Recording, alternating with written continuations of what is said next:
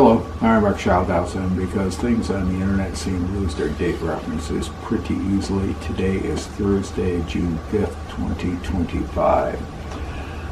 On Thursday, May 29th, 2025, we visited the Wheels Museum in Albuquerque, New Mexico. And on our whirlwind 8-day vacation into New Mexico, this was one of the top museums we visited. And give you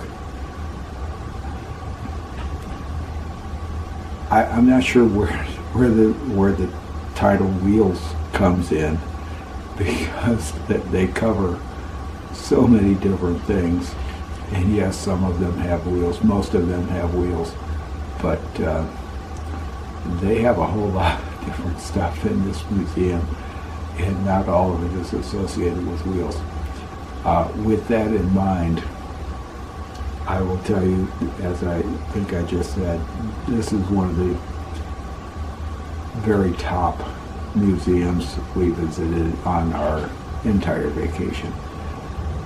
Parking is free, admission is free, interaction with the volunteers, the dozens, the staff, whatever they are, was totally phenomenal.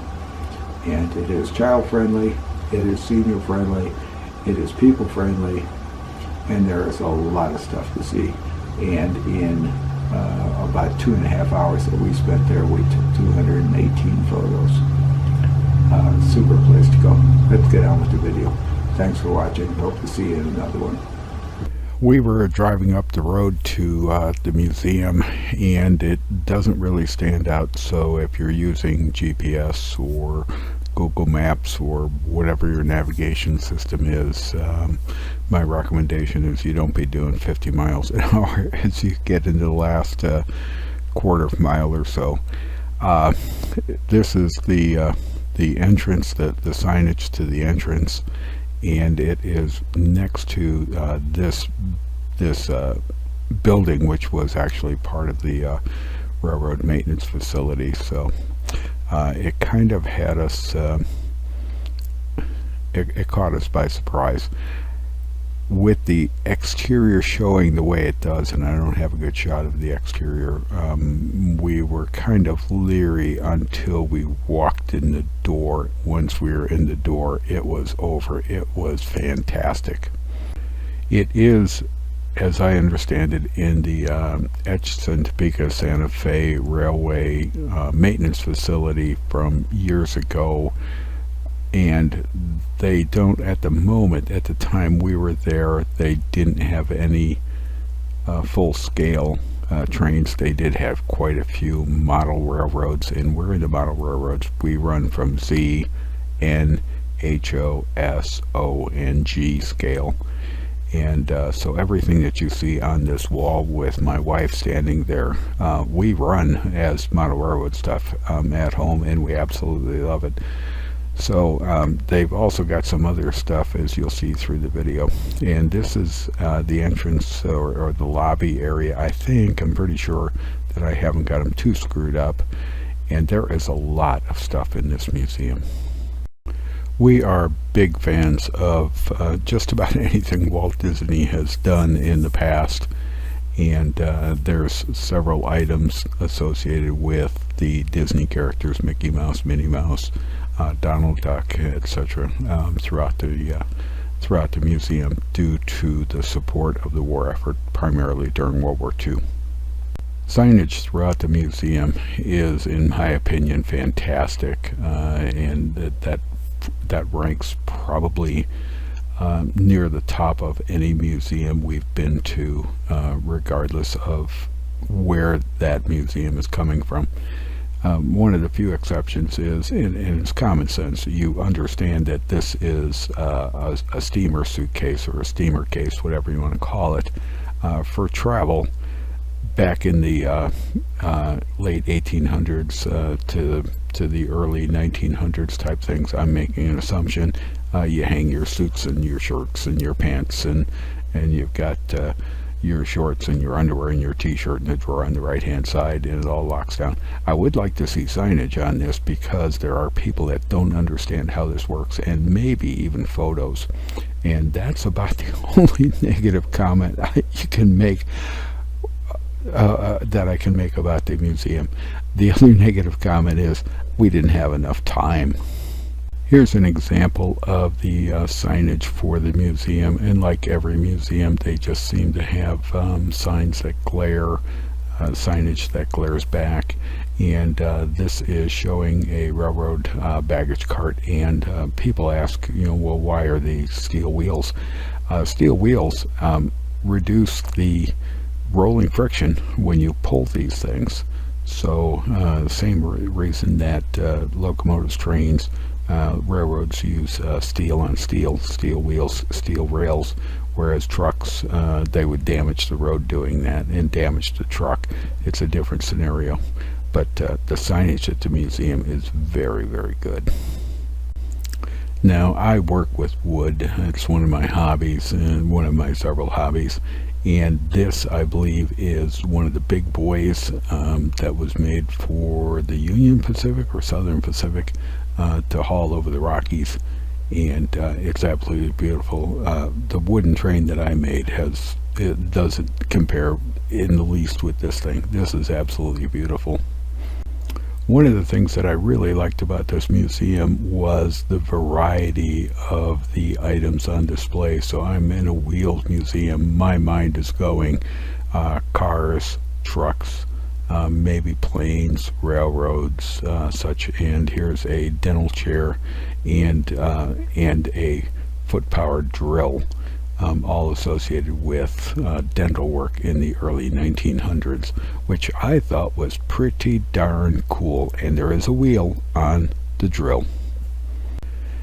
It's my video, so I'm going to voice an opinion, and you can argue with opinions all you want, but opinions are never wrong.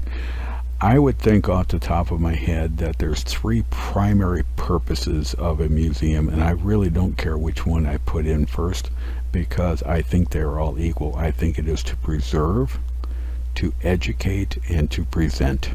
And I think this museum, in its variety, its presentation, its signage, accomplishes all 3 of those.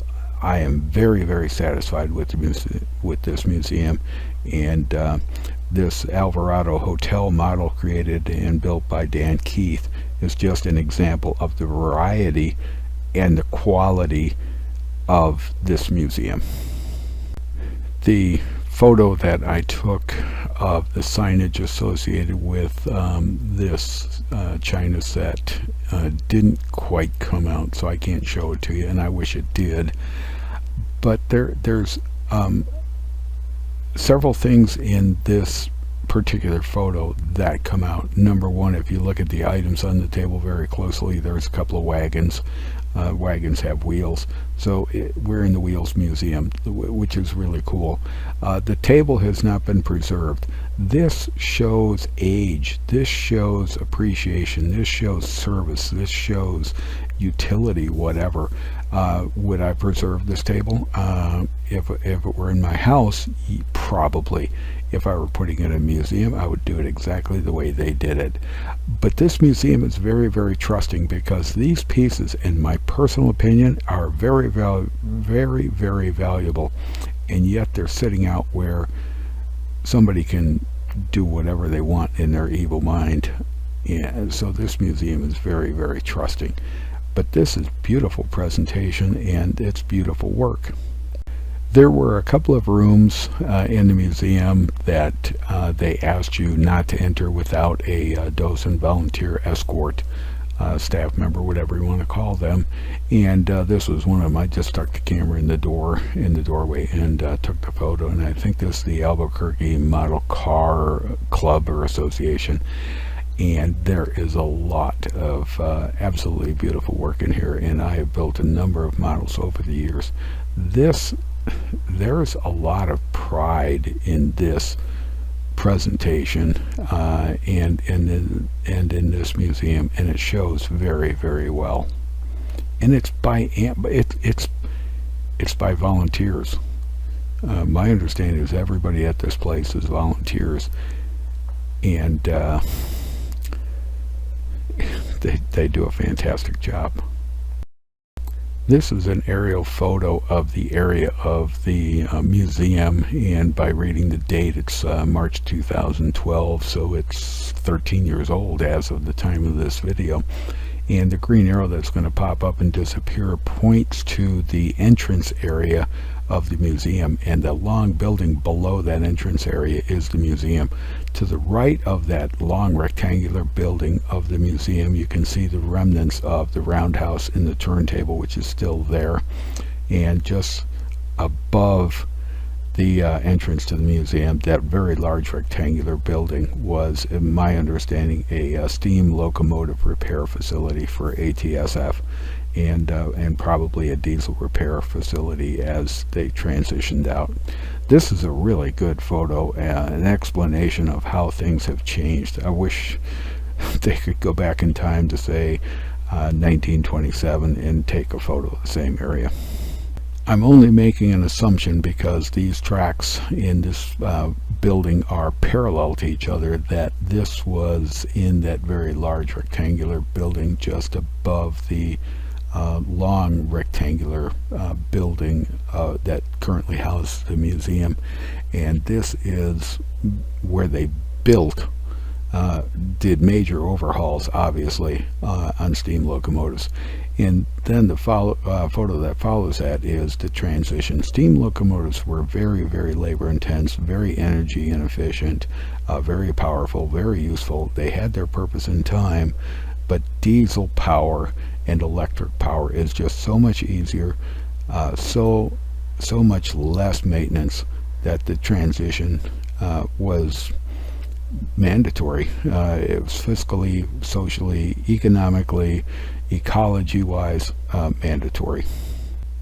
It's a museum, it's a wheels museum, and this ice cream cart has wheels, so it qualifies. It also qualifies under preserve, present, educate. And growing up, I was born in the early 1950s. These came down my street, and later on Edition would hook up a bicycle, significant portion of a bicycle, to the back end of this so they could be pedaled. These came down my street, and I love the memories instilled by this. And I apologize because the photos of the cart itself is slightly out of focus. Camera issue, my fault. More wheels, more memories, and I did have some of these growing up, but most of mine went into the sheet metal type toys that followed these, that were press stamped and folded and soldered and spot welded together. But these presentations bring back memories. Route 66, near and dear to my heart. Route 66 from Chicago to Los Angeles. I grew up on the south side of Chicago, and we drove Route 66 before it pretty much disappeared into a series of routes, interstate highways, including I-55 out of Chicago. And we've been on numerous sections of Route 66, and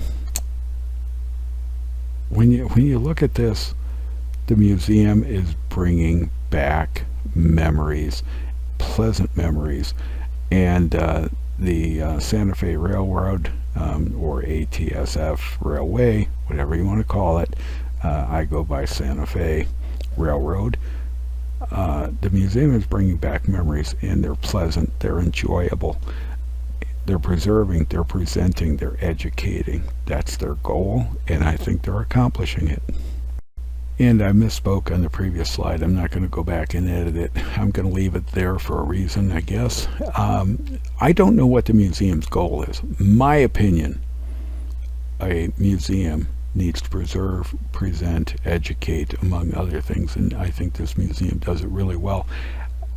They're bringing back memories. They're bringing back pleasant memories that have that are part of my life, that are part of my wife's life, that part of many other people's lives. Really enjoyable.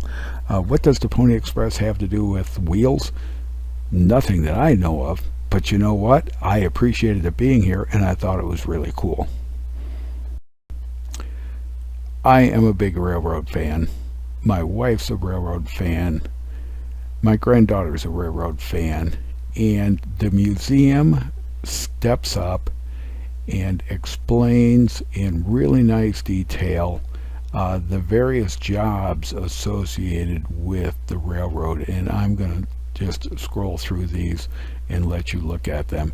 And this is part of the education, preserve, present, that I think is necessary for a museum.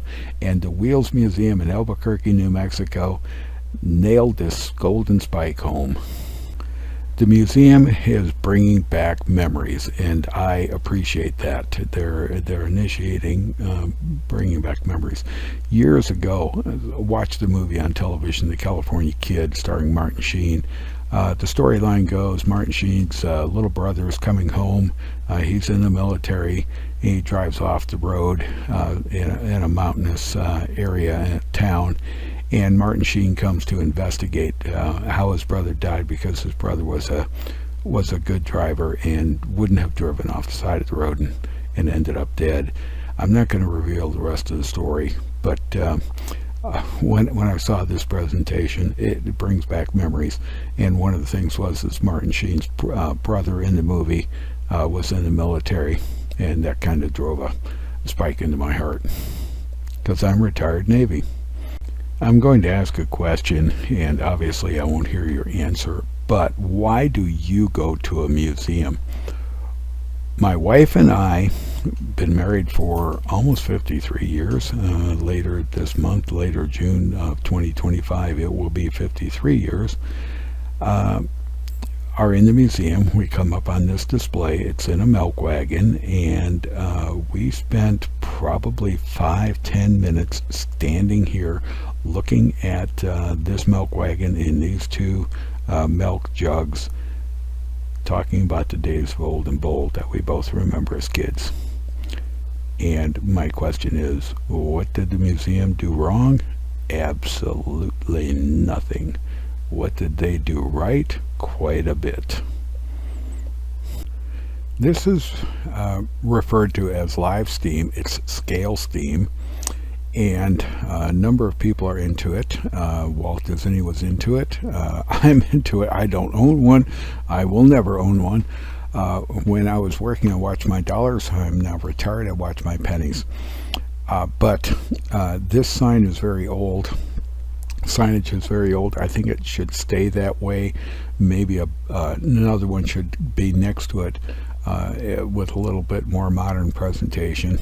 But evidently this photo was taken March 24th, if I've got the date right, 1953 time frame.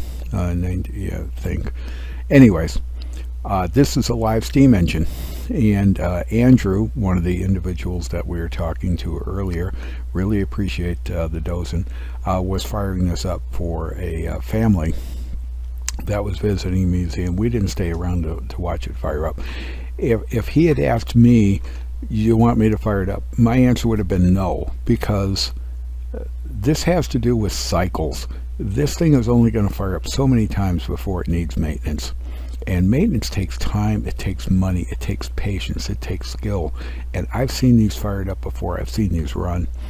So I would have appreciated the offer, but I would have declined it, simply so that the museum can preserve their assets, because I've seen these run. But this is beautiful craftsmanship, and the museum is preserving it and presenting it. My photos are being presented here pretty much in the order that we took them in the museum, and this is an HO scale layout, and I will tell you that it has Atlas track in it, because I have this track at home on my layouts. I have those switches. So mine isn't as elaborate as this, mine isn't as beautiful as this. I'm really envious. This is a really good, nice setup, and if you look, it's mobile. And I have built a mobile setup. It's on another one of my videos about my wife's Hogwarts layout. And this operates, and it's fun, and It excites people who come to the museum regardless of their age.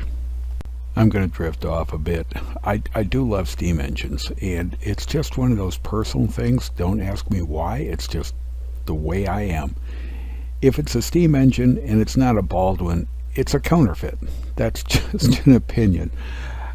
This was a photo of a Baldwin steam engine. It's a 484. I know how steam engines work. I really love steam engines. For me, if it's a diesel, if it's not an EMD, GP7 or GP9 series, it's a diesel. It's just me. So I have preferences. I'm entitled to those preferences. I do love steam. Any steam that's running, I love it. But if it's a Baldwin, I just love it more. If it's a diesel and it's running, that's like really cool. If it's an EMD, that's even better. If it's a Jeep 7 or 9, you can't get any better. That's just me. And what's really nice is my wife tolerates it. She likes it too. Oh, our granddaughter loves it.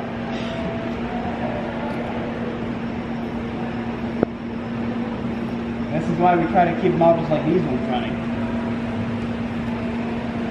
In fact, the ones that you're seeing on the layout today are part of my private collection, I guess. Vintage models that are at least 3 times or 2 times older than me, that have proven to be reliable, consistent, and will do anything I ask.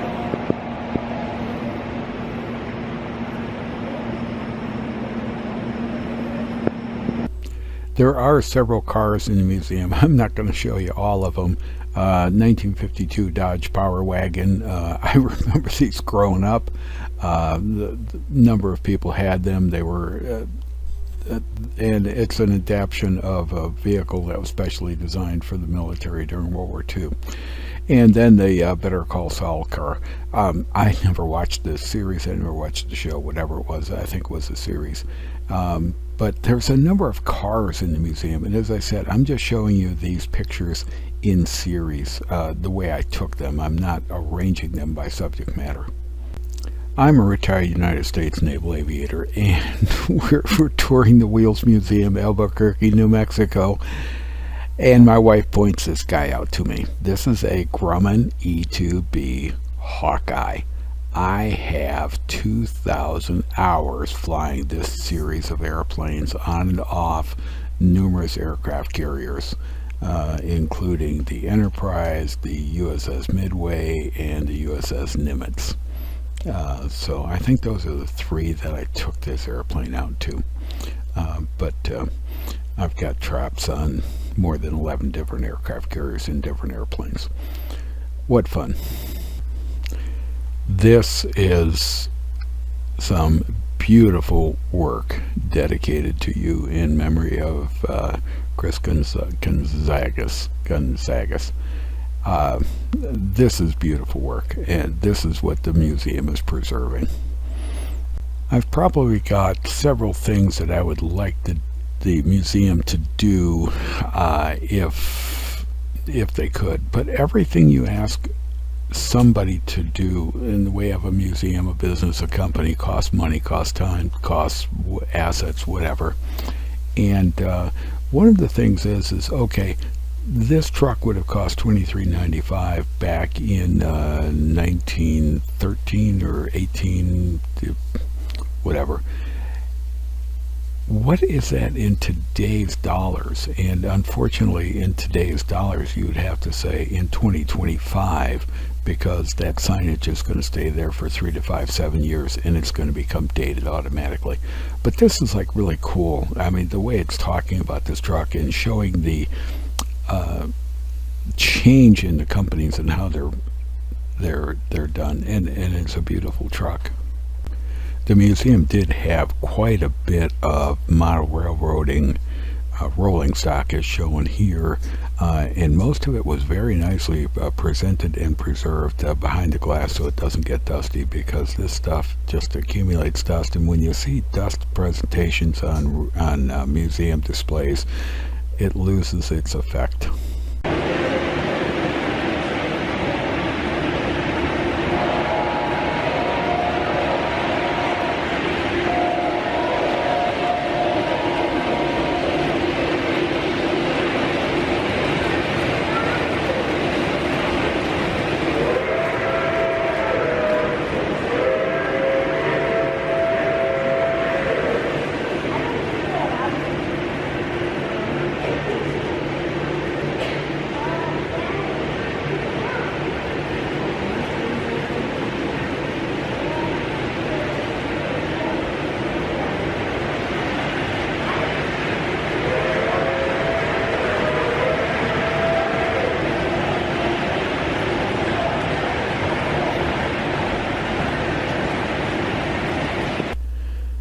I'm a sailor. I have 9.5 years of sea credit in my career, if I'm not mistaken. And the museum has variety. And we looked at this, and I probably stood there for 5-10 minutes just looking at this. This is obviously not in my era, but it was in my life. In the late 1950s, early 1960s, if you had a Cushman motor scooter, you were one of the elite. Probably 5 to 10 years later, it would change a little bit. If you had a Honda 750 or a Honda 70, you were one of the elite. And if you had a motorcycle, you were one of the bad guys. And this 1927 Buick sedan, another absolutely beautiful presentation and another desire.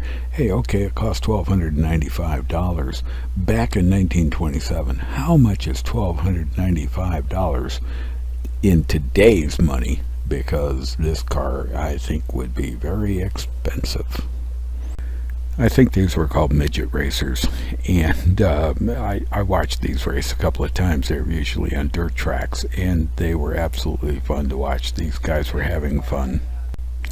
They did have this carnival scale, whatever scale, railroad, and it runs. They had run it just before we got down to this area of the exhibit for a family of young children. And this train runs, so they do have things that the kids can interact with. Look in the background. There's one of those mini Formula Racer things. This is kind of cool. This Farmall F30 International Harvester tractor, beautifully restored. You look at this classic iron, and you get to see how they, among other things, look at how the steering wheel attaches and how the front wheels are turned. There is no power assist on this thing, and because of the angles, this is going to develop your arm muscles. I know, I've been there, done that. This Farmall F30 International Harvester tractor, beautifully restored. You look at this classic iron, and you get to see how they, among other things, look at how the steering wheel attaches and how the front wheels are turned. There is no power assist on this thing, and because of the angles, this is going to develop your arm muscles. I know, I've been there, done that. This Farmall F30 International Harvester tractor, beautifully restored. You look at this classic iron, and you get to see how they, among other things, look at how the steering wheel attaches and how the front wheels are turned. There is no power assist on this thing, and because of the angles, this is going to develop your arm muscles. I know, I've been there, done that.